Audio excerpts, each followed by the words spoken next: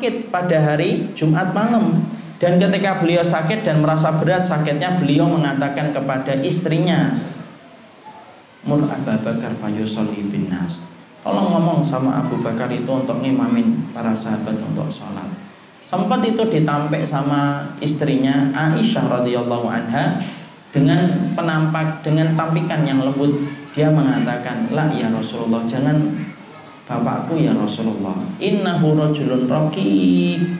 Bapakku itu kalau sudah ngaji Quran itu rokik, lemah betul, karena pasti nangis. Baca 2 ayat 3 ayat nangis, susah melanjutkan. Kalau saya dan bapak kan 30 juz tidak nangis. Kalau beliau 2-3 ayat nangis. Maka kemudian Rasulullah tidak menyebutkan nama lain kecuali nama Abu Bakar. Taulah di situ Rasulullah, disitulah paham. Disitulah Aisyah paham. Berarti memang Rasulullah itu minta betul supaya Abu Bakar itu menjadi imam sholat.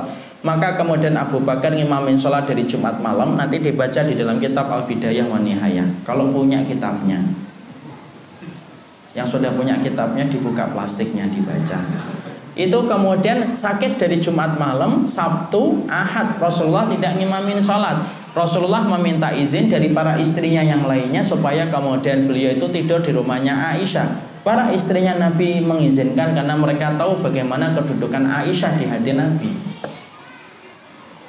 Nabi tidak sholat, Nabi tidak ngimamin sholat dari Jumat malam, Sabtu, Ahad. Senin Rasulullah membaik.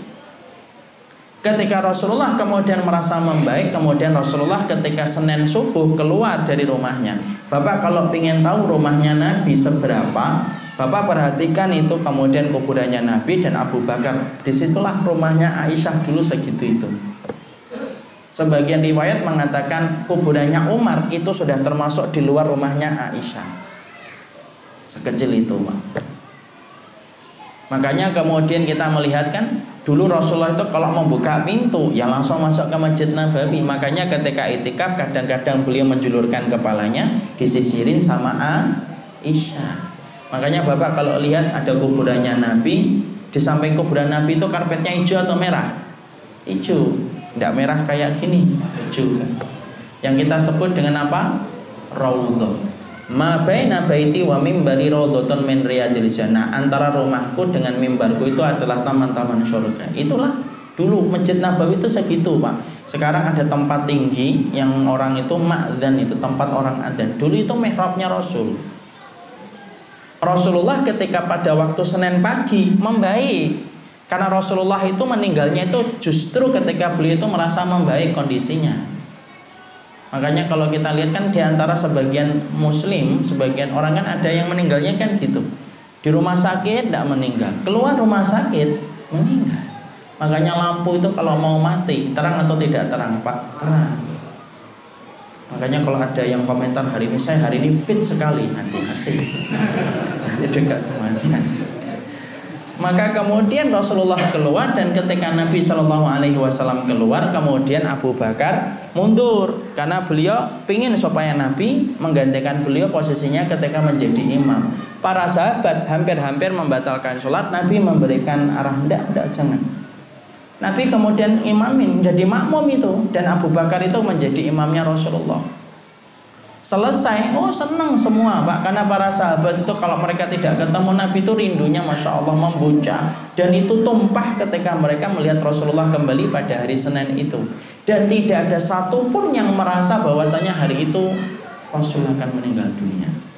Abu Bakar, Pak, minta izin.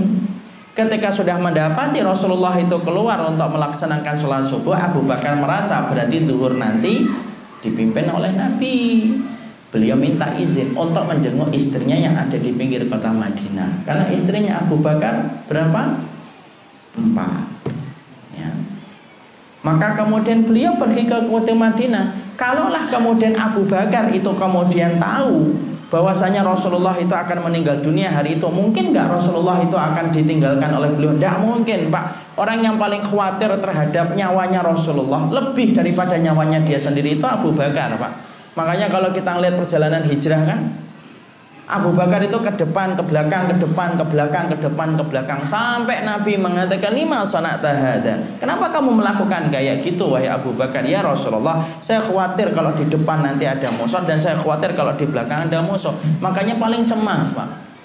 Loh, kalau Abu Bakar aja tidak ngerti, Pak, padahal manusia yang paling utama setelah Nabi itu adalah Abu Bakar, apalagi manusia siapapun di atas muka bumi, tidak ada yang tahu kapan orang itu akan meninggal dunia. Tidak mungkin, Pak. Kalau orang itu merasa dekat dengan kematian dengan tanda-tanda khusus, tanda-tanda umum, iya. Contohnya apa? Uban mulai banyak, vitalitas berkurang, sudah mulai batuk-batuk. Iya, itu umum, tapi detailnya kapan tuh tidak ada yang tahu, karena sesungguhnya hatta Abu Bakar pun tidak tahu. Kalaulah kemudian Abu Bakar itu tahu, tidak mungkin Abu Bakar itu meminta izin untuk ketemu dengan istrinya di pinggir kota Madinah. Makanya kalau ada yang bertanya, kenapa Abu Bakar agak telat mengetahui wafatnya Nabi? Rumahnya Nabi sudah rame, Umar bin Khattab sudah bawa pedang dan mengatakan sesungguhnya Muhammad akan hidup lagi setelah ini. Kenapa Abu Bakar terlambat? Baru dia datang, baru membuka wajah kain kafan wajahnya Rasulullah, baru kemudian mencium Rasulullah dan membacakan ayat yang membuat Umar itu sadar. Kenapa kok agak terlambat? Tadi, Pak, Abu Bakar tidak ngerasa kalau hari itu Rasulullah itu meninggal dunia, karena Nabi itu tampak baik-baik saja pada hari Senin pagi. Kemudian Nabi masuk ke rumahnya Aisyah. Setelah itu para sahabat pulang, mereka merasa tidak ada kejadian apa-apa. Kemudian Rasulullah merasa berat, tiduran di pangkuan Aisyah radhiyallahu anha. Semakin berat, sampai kemudian Abdurrahman masuk. Abdurrahman itu adalah adiknya Aisyah radhiyallahu anha, megang siwak. Nabi ngeliatin siwak itu, diliatin. Nabi tidak ngomong, Pak.